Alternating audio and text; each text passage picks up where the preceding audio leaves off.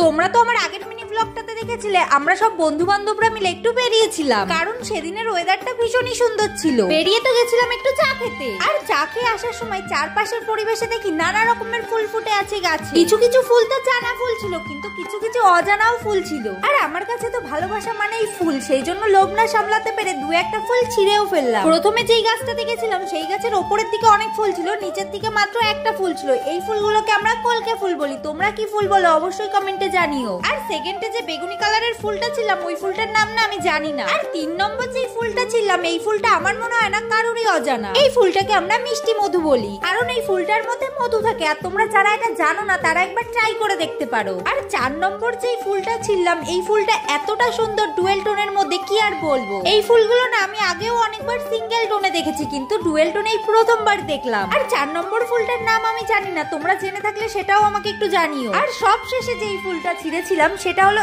এই ফুলটা। এর নাম আমি যতদূর জানি এটাকে বলা হয় কাঞ্চন ফুল। আর তারপরে তো এতগুলো ফুল নিয়ে আবার সেই সুন্দর রাস্তা দিয়ে আমরা সবাই মজা করতে করতে বাড়ি চলে এলাম।